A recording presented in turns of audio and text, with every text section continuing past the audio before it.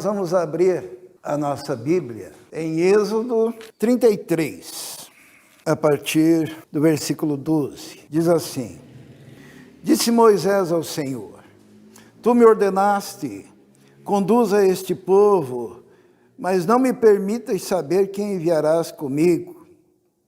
Disseste: Eu o conheço pelo nome, e de você tenho me agradado. Se me vês com agrado, revela-me os teus propósitos, para que eu te conheça e continue sendo aceito por ti. Lembra-te de que essa nação é o teu povo. Respondeu o Senhor: Eu mesmo a acompanharei, eu lhe darei descanso. Então Moisés lhe declarou: Se não fores conosco, não nos envies. Como se saberá que eu e o teu povo podemos contar com o teu favor, se não nos acompanhares? Que mais poderá distinguir a mim e o teu povo de todos os demais povos da face da terra? O Senhor disse a Moisés: Farei o que me pede, porque tenho me agradado de você e o conheço pelo nome. Então disse Moisés: Peço-te que me mostres a tua glória. E Deus respondeu: Diante de você farei passar toda a minha bondade, e diante de você proclamarei o meu nome, o Senhor. Terei misericórdia de quem quiser ter misericórdia, e terei compaixão de quem eu quiser ter compaixão. E acrescentou: Você não poderá ver a minha face, porque ninguém poderá ver-me e continuar vivo. E prosseguiu o Senhor: Há aqui um lugar perto de mim, onde você ficará em cima de uma rocha. Quando a minha glória passar, eu o colocarei numa fenda da rocha, e o cobrirei com a minha mão até que eu tenha acabado de passar. Então tirarei a minha mão e você verá as minhas costas, mas a minha face ninguém poderá ver. Vamos orar. Senhor, dependemos do Senhor, da unção do Senhor, da ação do Espírito do Senhor, para que possamos compreender a Tua palavra. Como Moisés disse que sozinho ele não iria, assim também, ó Deus, quando estamos a pregar, sozinhos não podemos, dependemos do Senhor. Tua igreja depende do Senhor para entender, para ouvir, para receber a Tua palavra. Pedimos então que o Teu Espírito nos envolva e possamos compreender a Tua vontade e a Tua palavra nesta noite. Em nome de Jesus. Amém. Existe um anseio por Deus, né? Isso faz parte do homem. O homem anseia por Deus, deseja Deus, pelo menos deve desejar Deus. Há um vazio de Deus dentro do homem e uma necessidade de buscar a Deus. E é interessante que Moisés falava com Deus, né? Moisés falava com Deus, e é muito interessante esse diálogo que Deus tem com Moisés, porque de vez em quando Deus falava: o teu povo que tiraste do Egito. Deus falava para ele. E o Senhor dizia: não, é o teu povo que tiraste do Egito. E assim eles ficavam conversando. Que coisa, né? É o teu povo, você tirou do Egito. Não, é o teu povo, tu tirastes do Egito. E Moisés disse: se o Senhor não for conosco, eu não irei. Que relacionamento bonito, não? Será que podemos ter esse relacionamento hoje em dia? E Moisés, ele não contente, ele diz: Senhor, no versículo 19, peço-te que me mostres a tua glória. Há um desejo por ver a glória de Deus. Há um desejo de ter mais intimidade com Deus. Moisés tinha intimidade com Deus. Deus apareceu a Moisés na sarça, mas Moisés, ele queria mais. Mostre-me a tua glória. E Deus, ele disse para ele: olha, é o seguinte, diante de você farei passar toda a minha bondade. E ele continua dizendo: olha, é o seguinte, você não poderá ver a minha face, porque ninguém poderá ver-me e continuar vivo. Mas eu vou fazer o seguinte, tem um lugar aqui, uma rocha, você sobe na rocha. Quando a minha glória passar, eu o colocarei numa fenda da rocha. Cobrirei com a minha mão até que tenha acabado de passar, então tirarei a minha mão e você me verá pelas costas. Era o máximo que ele poderia chegar. Era aquilo que Deus estava dando para ele como oportunidade de intimidade, de aproximação. Porque o homem quer voltar para Deus. Houve uma época que rompeu-se a relação de homem e Deus com o pecado, e hoje há uma necessidade desse reencontro. É por isso que surgiram as religiões. Religião é religar. Por isso que em cada lugar que nós vamos, nós encontramos religiões diferentes, na tentativa da busca desse encontro com Deus, desse relacionamento com Deus. E Moisés, o maior profeta do povo judaico, ele tinha um relacionamento com Deus, só que ele estava ainda insatisfeito, porque aquele relacionamento com Deus ainda era imperfeito, aquele relacionamento com Deus ainda era incompleto, né? E Moisés sobe ao monte, vamos ler um pouquinho ali na frente, no capítulo 34, versículo 29, olha o que diz ali. Ao descer do monte com as tábuas da aliança nas mãos, versículo 29, Moisés não sabia que o seu rosto resplandecia por ter conversado com Deus. Então essa relação com Deus afetava Moisés e o rosto dele resplandecia por causa da intimidade com Deus. Só que esse rosto que resplandecia por estar em contato com Deus, logo em seguida desvanecia. Tanto que ele tinha que colocar um véu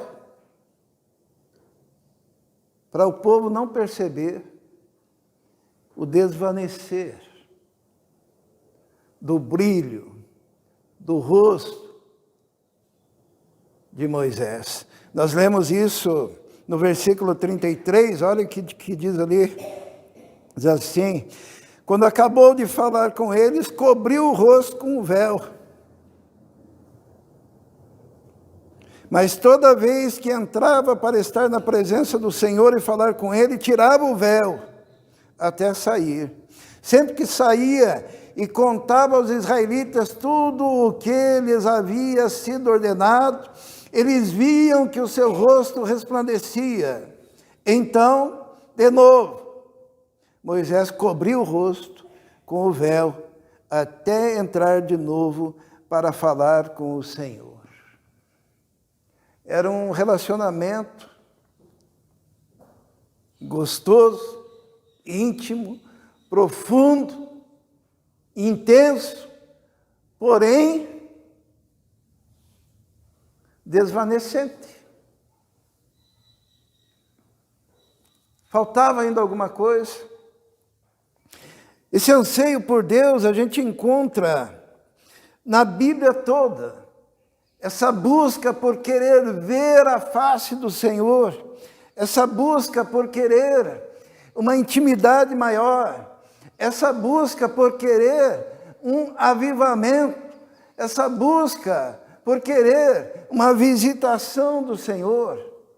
Por isso as pessoas viajam, por isso existem esses caça-manifestações de Deus, né? Como nós comentamos agora há pouco, esse pessoal que saiu da Lagoinha e se disseram caçadores das manifestações, indo até aquele lugar de avivamento, mas em anos passados disseram que havia um avivamento na África e muitas pessoas viajaram para lá procurando, porque há uma busca por essa relação, por essa intimidade com Deus. No Velho Testamento nós encontramos diversos personagens que passaram por isso. Vamos ver lá em Isaías, né? Isaías no capítulo 6, nós encontramos o profeta Isaías e a palavra ali, todo mundo sabe de cor, né? No ano em que morreu o rei Uzias, o que aconteceu? Eu vi o Senhor assentado sobre um alto e sublime trono, e a aba da sua veste enchia o templo. Então, manifestações de estar diante da glória de Deus, diante da presença de Deus, né? Nós encontramos no profeta Ezequiel, no capítulo 1, ele também tem uma visão assim, diz assim que, o versículo 1 de Ezequiel, capítulo 1, era o 5º dia do 4º mês do 30º ano, e eu estava entre os exilados junto ao rio Quebar, e abriram-se os céus, e eu tive visões de Deus, e ele viu a glória de Deus, tanto que no final do capítulo ele diz assim, e essa era a aparência da figura da glória de Deus, quando a vi, prostrei-me rosto em terra, e ouvi a voz de alguém falando, desejo, uma busca intensa por essa experiência com Deus, com a glória de Deus, com a manifestação de Deus. Mas e no Novo Testamento? A gente está vendo no Velho Testamento, né? Em Atos, no capítulo 9, Paulo tem uma experiência também assim. Atos, capítulo 9, o que diz lá? A conversão de Saulo. No versículo 3 diz que em sua viagem, quando se aproximava de Damasco, de repente brilhou ao seu redor uma luz vinda do céu, e ele caiu por terra, e ouviu uma voz que lhe dizia, Saulo, Saulo, por que me persegues? Saulo perguntou, quem és tu, Senhor? Ele respondeu, eu sou Jesus, a quem você persegue. Experiências profundas com Deus. Paulo também teve uma experiência que eu considero mais marcante do que a experiência que nós encontramos lá, lida agora, né?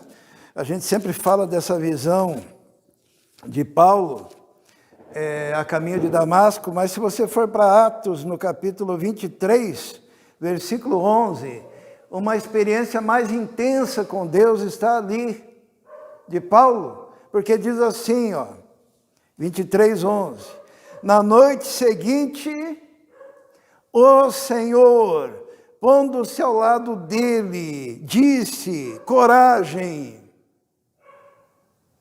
assim como você foi testemunha a meu respeito em Jerusalém, deverá também testemunhar em Roma. Quem que apareceu para Paulo? O próprio Senhor. Ao lado dele, diz a palavra, e falou para ele, coragem, você foi testemunha em Jerusalém, vai ser em Roma também. São manifestações de Deus, da presença de Deus. Você tem anseio por isso? Às vezes a nossa vida cristã, o que ela é, né? É vir na igreja, cantar, é ouvir alguém falar, voltar para casa, é costurar, ou ir para o aeroporto, ou ir para Intertecne, não é mais Intertecne, já faz tempo, né? Para a AGU, né? Ou ir para o IBGE, ou vender, ou comprar, e assim, e a expectativa máxima que nós temos de um relacionamento com Deus é a gente vir na igreja, cutucar o irmão do lado que está dormindo, acorda, escute, né? Ou reparar, né, que a Rebeca não penteou o cabelo hoje. Não, penteou sim. Mas será que nós temos o direito de termos esse anseio por uma relação mais profunda e que necessariamente não seja ficar cantando músicas nas igrejas sem entendimento, né? Música linda! Quando você vai ver o conteúdo, é uma meleca. Ou ficar lá ouvindo um cara berrando.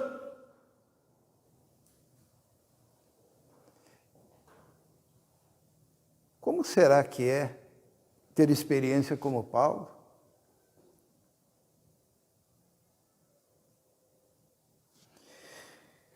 Como será que deveria ser a vida do cristão que conhece ao Senhor, de fato e de verdade, e a sua relação com o Deus sobrenatural?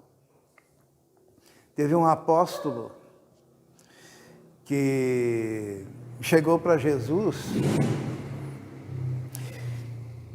está no capítulo 14 de João, e ele tinha a mesma intenção, quero ver Deus.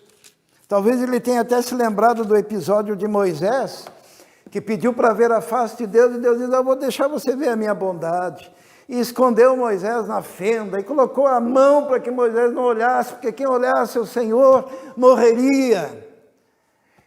Filipe, no capítulo 14 de João, versículo 8, ele chega para Jesus e disse Filipe, Senhor, mostra-nos o Pai, isso nos basta, queremos ver Deus. Qual foi a resposta? Jesus respondeu, você não me conhece? Filipe, mesmo depois de eu ter estado com vocês durante tanto tempo, quem me vê, vê o Pai. Como você pode dizer, mostra-nos o Pai? A primeira coisa para nós termos uma experiência real é o encontro com Jesus. Se você não tiver um encontro com Jesus, você vai ser enganado pelo... Lembra dos profetas de Baal que entravam em êxtase e tinham visões? Você pode entrar nessa. Porque sem Jesus você está desarmado para com o mundo espiritual. Se você não tiver uma experiência profunda com Jesus, qualquer manifestação sobrenatural você vai achar que é uma aparição, que é uma visão, que é algo do Senhor. Primeira coisa, a porta ali, Jesus. E quando havia no coração de Filipe essa intensidade desse desejo de ver o Pai, Jesus fala, epa, para aí. Quem vê a mim, vê o Pai. E se você não conhece Jesus, no mundo espiritual, você não conhece absolutamente nada de Deus, porque a porta é Jesus. A porta não é profeta, a porta não é espetáculo, a porta não é avivamentos provocados pela mão do homem. O caminho é Jesus. Em humilhação, o reconhecimento de que só Jesus te basta. Ali é o começo. Se você não teve um encontro com Jesus, de você reconhecer-se absolutamente pecador e perdido, sabe, uma pessoa que tem um encontro com Jesus, ela sente os pés queimando na sua ida para a condenação eterna, chamado inferno. Ela sente o peso da malignidade dos próprios pecados, ela sente a sua consciência latejando profundamente porque desagrada a Deus. Ela sabe que ela não vale absolutamente nada e que todas as suas boas obras são como trapos imundos diante de Deus, e que ela vive num mundo corrompido e ela faz parte desse mundo, um mundo que está em decomposição. Só depois dessa consciência que ela pode ter um encontro com Jesus. Por isso que me dá medo o evangelho que é pregado hoje em dia, porque não fala do pecado. O que é pecado? Pecado significa que você está podre. sem Jesus. E que você precisa de Jesus para ser feito nova criatura.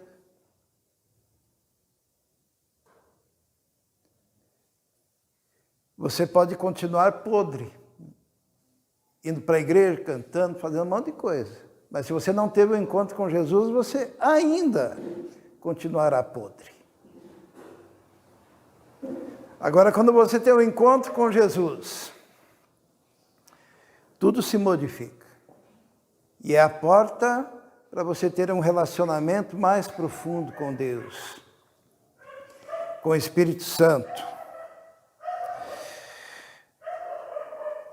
Tem gente que anseia muito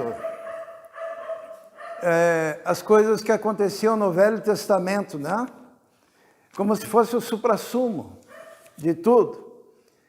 Vamos ler lá em Isaías 64, havia um desejo tão grande daquele povo de manter o status de um relacionamento baseado nas promessas antigas.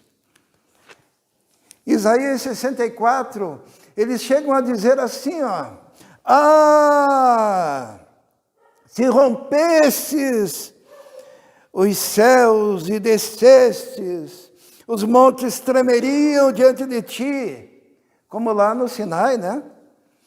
Como quando o fogo acende os gravetos e faz água ferver, desce, para que os teus inimigos conheçam o teu nome e as nações tremam diante de ti. Pois quando fizeste coisas tremendas, coisas que não esperávamos, desceste, e os montes tremeram diante de ti.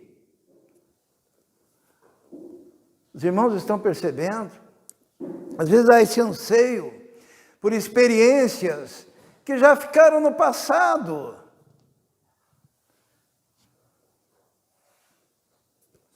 No Novo Testamento é diferente, irmãos. Vamos abrir lá em 2 Coríntios. E nós vamos ver a nossa situação hoje. Porque se nós achamos grandiosas as experiências do Velho Testamento, é porque nós não entendemos ainda a nossa, que nós devemos ter. 2 Coríntios 3,12. O que diz ali?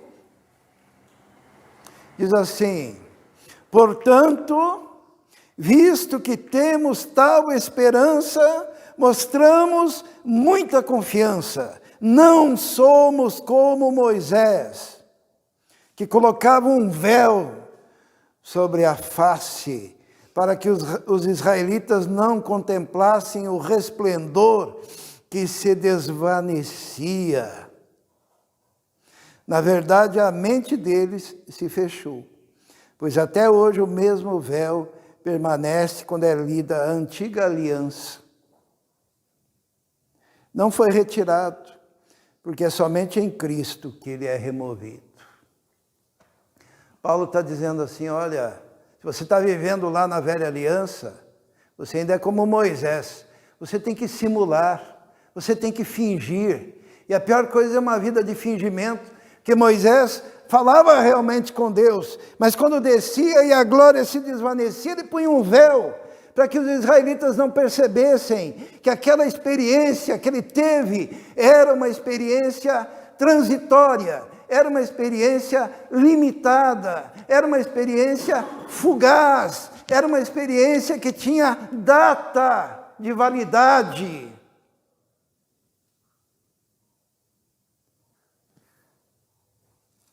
Mas graças a Deus, Paulo diz o quê? Nós não somos como Moisés. Eu sinto muita dor no meu coração. Eu creio que essa dor eu compartilho com o Espírito de Deus. Quando alguém é como Moisés, que tem a expectativa das coisas de Moisés, que tem a expectativa das festas de Moisés, que tem a expectativa dos tabernáculos, ou dos templos, primeiro, segundo, terceiro, seja lá aquele que virá a ser construído. que tenha expectativa nos símbolos, que tenha expectativa nas sombras das coisas que haveriam de vir, mas que ainda não tiveram a verdadeira experiência, que é a experiência da nova aliança. Nós não somos como Moisés, graças a Deus. Louvado seja o nome do Senhor por causa de Moisés, porque a revelação, ela é progressiva e apontava para alguém, Jesus, que viria. E nós já somos de Jesus.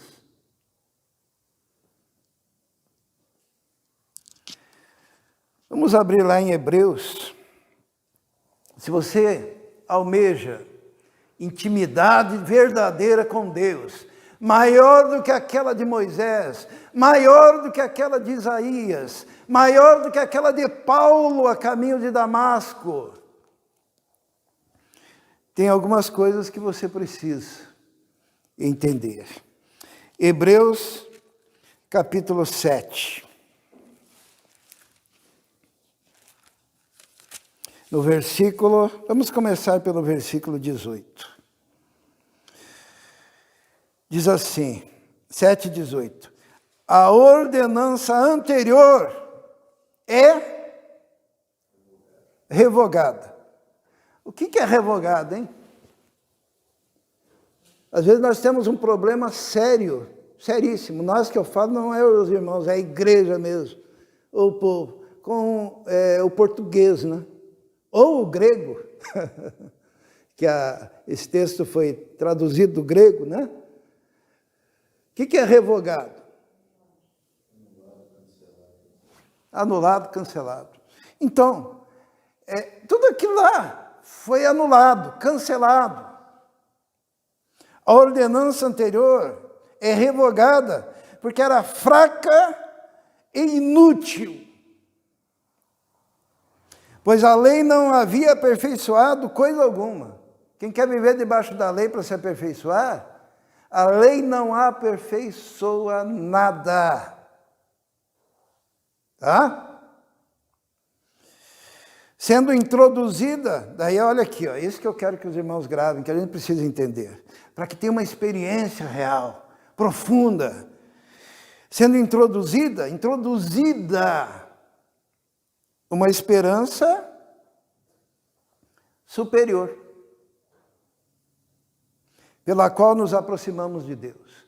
Isto é, eles tinham esperança de se aproximar de Deus, levando um cordeirinho, matando, levando um cabrito, matando, levando um bode, matando, lançando outro bode no deserto, simbolizando que carregava os pecados. Eles faziam isso continuamente. E eles tinham um tabernáculo, carregavam nas costas, montavam o tabernáculo, adoravam, desmontavam, colocavam nas costas, daí montavam, desmontavam, e assim passaram 40 anos. Numa esperança de uma relação com Deus. Relação essa que era parcial, incompleta. E agora nós temos o quê? Gravem isso, uma esperança superior. Uma esperança superior. Leia o versículo 19, o que diz ali? Diz assim, esperança superior,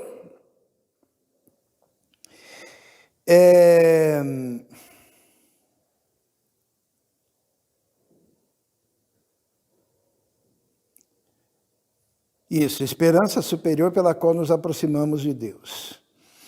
Agora, o versículo 22, o que diz ali? Jesus tornou-se por isso, o quê?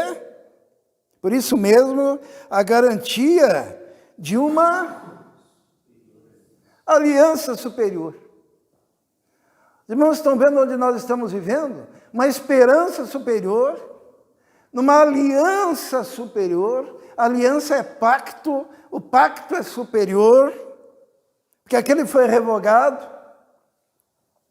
Ora, aqui, versículo 23, daqueles sacerdotes tem havido muitos. né? Até está havendo um movimento lá em Israel, onde eles estão fazendo um levantamento das famílias sacerdotais, para se preparar para serem sacerdotes dos tempos modernos. E pela genealogia e o estudo da história da família, eles estão encontrando sacerdotes e querem colocar sacerdotes e mais sacerdotes para renovar e restaurar os sacrifícios, as sombras. Mas olha o que diz aqui: ora, daqueles sacerdotes tem havido muitos, porque a morte os impede de continuar em seu ofício. Então tinha um sacerdote, por que ele não ficava permanentemente? Porque a gente vive 80, 90 anos, morre. E daí tinha que colocar outro.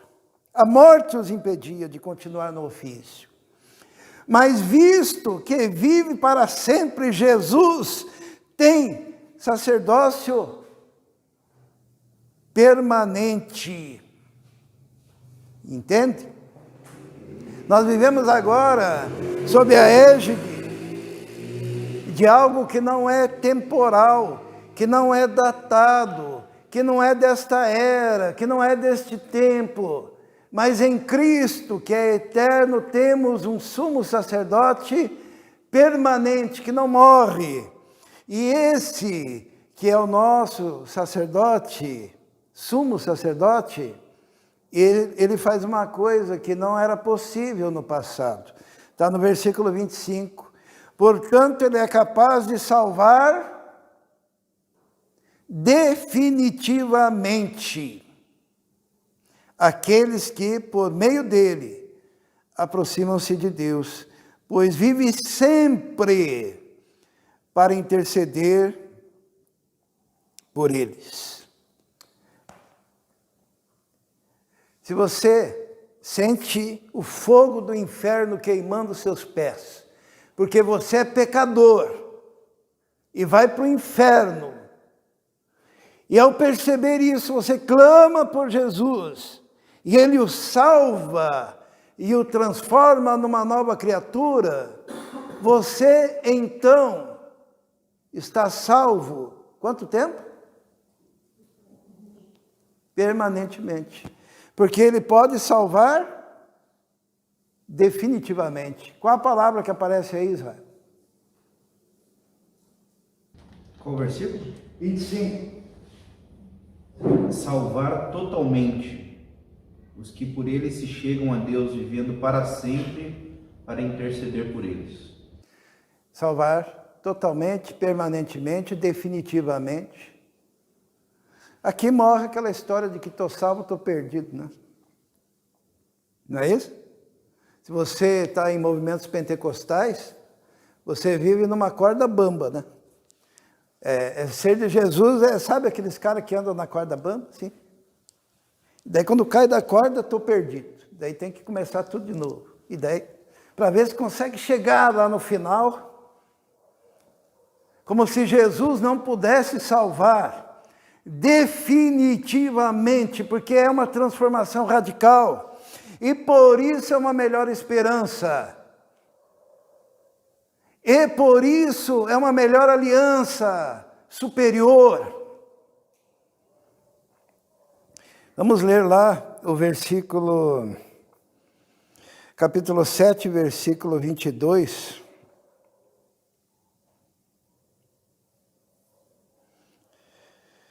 Ou melhor, o versículo,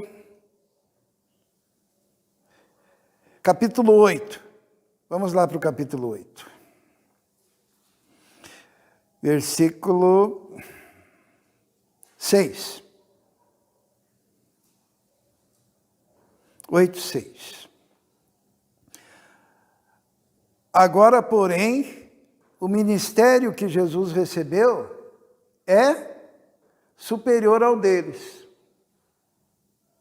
Assim como também a aliança da qual ele é mediador é superior à antiga, sendo baseada em promessas superiores. O que Deus tem para nós é infinitamente superior. E não se admite pessoas que vivam debaixo da escravidão religiosa, da escravidão dos homens, do medo de perder a salvação. Porque a graça de Deus é uma graça definitiva. É uma graça que se opera de uma vez para sempre. Porque a Bíblia diz assim que se alguém está em Cristo, nova criatura é. As coisas velhas se passaram, eis que tudo se fez novo.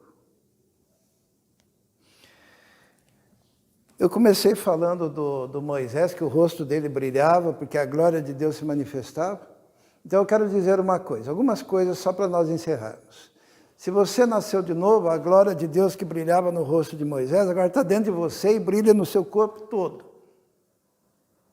Tá? Ah, eu quero buscar lá que nem Moisés. Não. Se você é de Jesus, o Espírito Santo já mora dentro de você e a glória de Deus mora dentro de você. Não é externo. Segunda coisa, se você é de Jesus, você não precisa ter uma visão que nem Isaías teve, né? No ano em que morreu o rei Uzias, eu vi o Senhor assentado sobre um alto sublime trono. Sabe por quê? Porque isso é natural. A partir do momento que você tem Jesus, você tem livre acesso ao Santo dos Santos. Não é algo extraordinário, é algo que você tem. E a Bíblia diz que nós devemos entrar no trono de Deus com ousadia, pelo sangue do Cordeiro que foi morto, e chegarmos diante do trono e colocarmos a nossa petição em tempo de sermos atendidos. Então a nossa aliança é superior àquela do Isaías, que era extraordinária, a nossa é maior.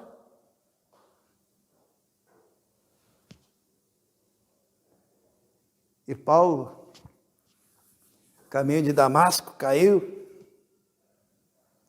o resplendor da glória. Essa glória mora dentro de nós. O Shekinah, que guiava o povo de Deus, que era o Espírito, mora dentro de nós.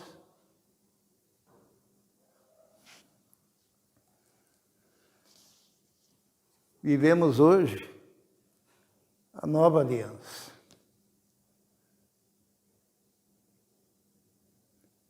Debaixo da lei de Cristo. Qual que é a lei de Cristo? O amor. Jesus, ele disse lá em João, ele disse assim, todos no mundo reconhecerão que vocês são os meus discípulos pela forma como vocês se amam. E amam o pecador. A pior coisa que pode existir é uma vida sem isso. Como é bom você poder dobrar o joelho e se sentir e perceber-se na presença do trono de Deus em oração. Como é gostoso você fechar os olhos orando e fala direto com Jesus, né? Ali diz que Paulo teve o Jesus do lado dele e conversaram, né? Nós temos Jesus do nosso lado o tempo todo. De manhã, de tarde, de noite, a cada momento. E fechando os olhos, nós podemos ver, contemplar, e podemos conversar com Ele, e Ele nos atende, nos ouve, e age em nós. E o brilho da glória de Deus é o Espírito em nós, como povo de Deus, como igreja. E talvez você fique pensando assim, mas por que eu não estou sentindo isso? Por que parece que a coisa dentro de mim vai desvanecendo? E a forma mais próxima que eu tenho para tentar explicar isso é Os irmãos já brincaram com aqueles peões, né, que você... e ele fica girando, né? É peão que fala, né? E se ele parar de se movimentar, o que acontece? Ele cai.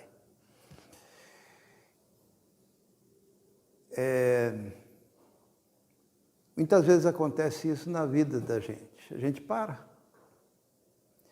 Nós temos ainda em nós toda a dinâmica da graça e da presença. Mas precisa ser reavivado. Uma vez Paulo disse assim para Timóteo: reativa o dom que há em ti, que te foi dado mediante a imposição de mãos, diante de muitas testemunhas. Reativa. Isto é, talvez você seja aquele peão que parou de girar e precisa ser reativado pelo poder e graça do Senhor. E como é que você faz para parar e cair? Você foge daquilo que seria a marca do avivamento. Leitura da Bíblia. Simples. Devoção. Comunhão com os irmãos. No ambiente que o Espírito Santo está. Vida de oração, de contrição. Deus tem me falado muito sobre contrição. O que é contrição? Contrição é quando dói na alma, né? E a gente acaba fazendo uma oração mais intensa porque está doendo, né? Na alma. Mas sabe, a gente não precisa esperar Deus provocar a contrição. Você pode ter uma vida de quebrantamento diante de Deus. Eu perguntei para Deus assim, essa semana, lendo a Bíblia, né? Quando houve uma ordem, sabe quando Moisés, ele viu que o povo estava adorando o bezerro? Vamos abrir lá, em Êxodo. É melhor olhar, né? Êxodo capítulo 32, versículo 25. Quando o povo estava adorando o bezerro e Moisés desceu do monte, ficou indignado com aquilo, tinha festa, tinha folia, né? Tinha um carnaval lá, os irmãos sabiam que tinha um carnaval acontecendo? É só ler o versículo 6 no finalzinho, diz assim: o povo se levantou para comer e beber e levantou-se para entregar-se à farra. Então havia um carnaval lá em torno do bezerro, né? Agora lá no versículo, que é o que eu quero que os irmãos vejam, 25, diz assim: Moisés viu que o povo estava desenfreado e que Arão o tinha deixado fora de controle, tendo se tornado objeto de riso para os seus inimigos. Olha, a coisa foi tão grave no acampamento, quando eles adoravam o bezerro, que o povo ficou desenfreado. O que é desenfreado? É sem freio, né? O povo ficou desenfreado e fora de controle. Acho que havia lá um êxtase, eles estavam malucões lá e não tinha ninguém que poderia chegar e dar uma palavra de ordem, porque Arão tinha deixado o povo descontrolado. E como é que Deus vai falar para um povo descontrolado? E isso que eu perguntei para Deus. Eu falei: Senhor, é por isso que aconteceu o que aconteceu logo em seguida? Moisés deu ordem assim Moisés chegou e disse assim: todo que é pelo Senhor, venham. E os levitas foram. E quem estava desenfreado, descontrolado, ficou lá, né? E morreram 3.000 pessoas.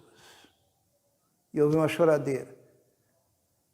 E aquilo que estava desenfreado, descontrolado, sem possibilidade de ouvir a voz de Deus, daí o quebrantamento, a dor, o sofrimento moeu o coração, e ali havia uma porta para que o povo pudesse ouvir. Eu quero dizer uma coisa para os irmãos. Às vezes nós estamos tão alienados de Deus que Deus tem que nos puxar a orelha. Que não seja dessa maneira, mas muitas vezes com um sofrimento. Porque se não vier essa dor, a gente não freia e não para dar atenção à voz do Espírito Santo de Deus. Só depois disso, Deus conseguiu novamente falar ao povo. Os inimigos do povo de Deus, hoje em dia, falam assim, olha que coisa, que crime que está escrito na Bíblia. E é pesado mesmo. Deus queira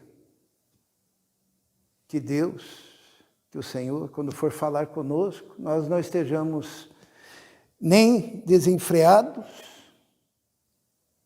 nem fora de controle, no que tange as coisas espirituais. Mas que quando Ele for nos tocar, que nós estejamos que nem Samuel, que disse, fala, pois o teu servo ouve.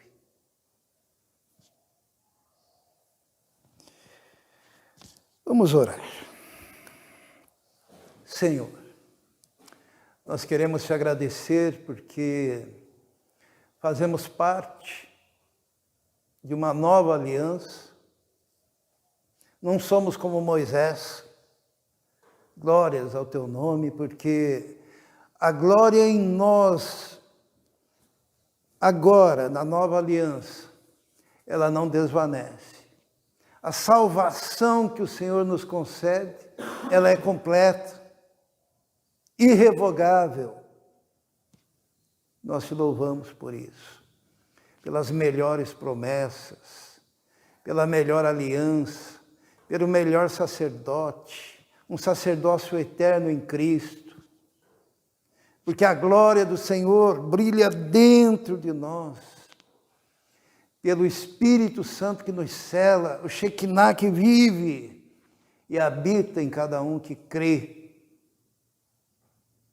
Nós te louvamos, porque fazemos parte da nova aliança.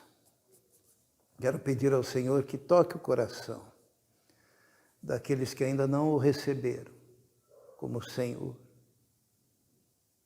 de suas vidas. Em nome de Jesus. Amém.